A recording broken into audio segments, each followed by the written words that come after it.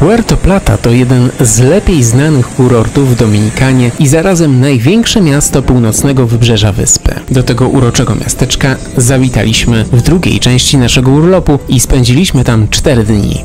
Pobyt w całości poświęciliśmy eksplorowaniu miasta i jego historii, poznawaniu zabytków, lokalnej kuchni i oczywiście pobliskiej góry, na którą wjechaliśmy kolejką. Anime, Cocorico!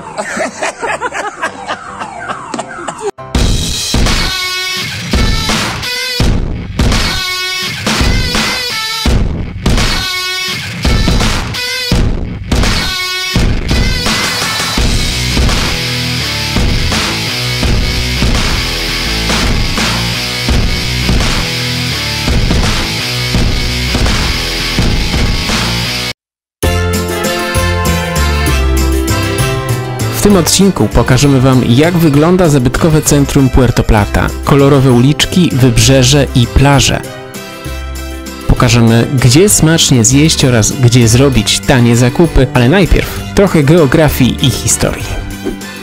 Miasto położone jest w północnej części wyspy Haiti. Jego powierzchnia to 500 km², a populacja przekracza 330 000 osób. Puerto Plata założył w 1502 roku Nicolás de Ovando, ale już 9 lat wcześniej przybył tu Krzysztof Kolumb, który nazwał je Srebrnym Portem. O genezie tej nazwy opowiemy w następnym odcinku. Najważniejsza z turystycznego punktu widzenia jest zabytkowa zabudowa miasta. Piękne drewniane budynki pomalowane pastelowymi kolorami.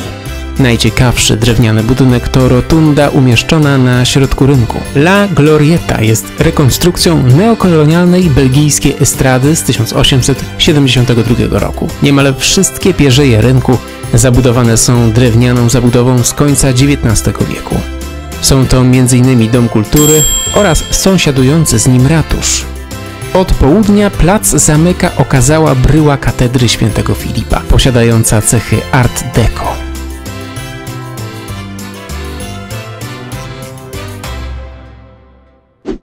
Miasto może pochwalić się wieloma placówkami kulturalnymi. Najważniejsze z nich to Muzeum Bursztynu, w którym zobaczymy m.in. znaną z Parku Jurajskiego inkluzję z owadem, a także Muzeum Generała Luperona, jednego z ważniejszych bohaterów w walce o odzyskanie niepodległości.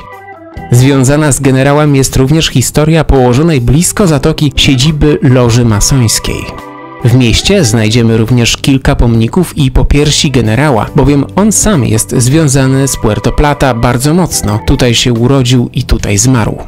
Będąc nad brzegiem oceanu, będziemy mogli przejść się najdłuższą w tej części wyspy nadmorską promenadą zwaną Malicón. Idąc spacerową uliczką na wschód, dojdziemy do piaszczystych plaż Acapulco, Costa Rica, Long Beach i Dorada, na których byliśmy codziennie, ale niestety dobra pogoda nie dopisywała. Za to poznaliśmy nowych znajomych.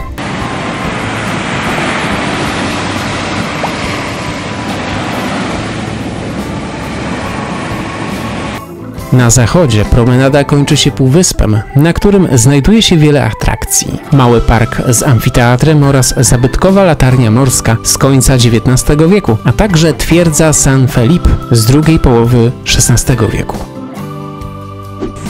Tam jest port, tam jest cmentarz, góra, tam jest nasz hotel, a tam idziemy teraz do centrum miasta i potem na plażę. Tak? Okej. Taki jest plan. Taki jest plan. Lubicie spacery po klimatycznych zakamarkach starych miast? Polecamy spacery wąskimi ulicami zarówno w dzień, jak i po zmroku. W Puerto Plata czuliśmy się bardzo bezpiecznie, a poruszaliśmy się wszelkiego rodzaju uliczkami, także wieczorem. Wędrując zarówno po zakupy, jak i eksplorując dalszą i bliższą okolicę w poszukiwaniu czynnych atrakcji.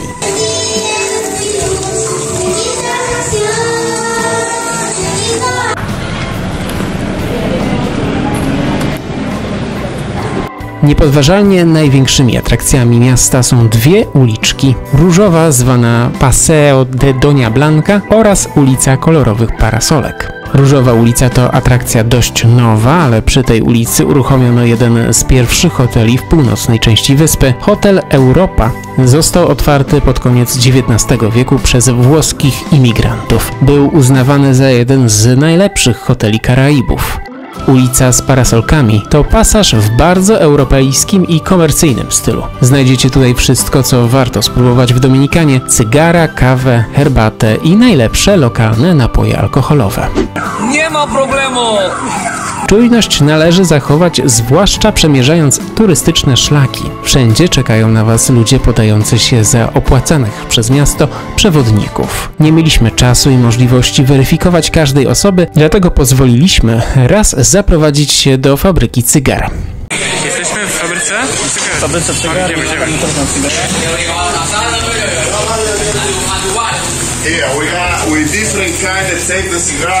Ostatecznie okazało się, że była to kontrolowana próba sprzedania cygar po znacznie zawyżonych cenach. Skorzystaliśmy, kupując 2 i przy okazji zwiedziliśmy przybytek.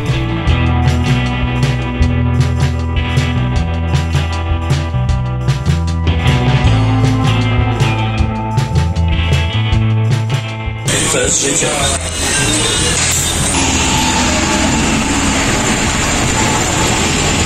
Wyszliśmy z fabryki cygar i jesteśmy napaleni.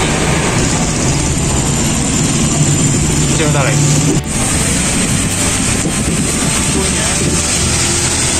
Ogólnie uwaga na takie kwiatki.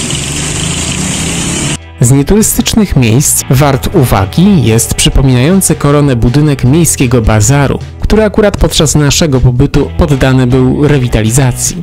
Warto też przejść koło miejskiego cmentarza, można go zwiedzić, ale my jednak odpuściliśmy. Wróćmy do promenady Malikon. Jest to miejsce niezwykle atrakcyjne turystycznie, nawet teraz, gdy dzieje się tam naprawdę niewiele. Jest to jednak idealna miejscówka na spożycie posiłków czy wypicie kawy. Widok na zatokę jest nie do opisania, to trzeba zobaczyć. Więcej o tych miejscach opowiemy w odcinku o kuchni Dominikany. Szczególnie polecamy położoną tuż przy plaży restaurację, w której chcieliśmy odpocząć wracając z plaży. Akurat tam czekaliśmy, aż przeminie wieczorny deszcz. Miejsce jest idealne do podziwiania wzburzonego oceanu. Na jednej z wulkanicznych wysepek znajduje się pomnik Posejdona. W kolejnym odcinku wybierzemy się poza miasto, gdzie kolejką linową pojedziemy na górę Isabel de Torres, a tam zwiedzimy położony na wysokości 800 metrów nad poziomem morza ogród botaniczny. Zasubskrybujcie kanał, włączcie dzwonek, aby nie przegapić żadnego nowego filmu. Do zobaczenia!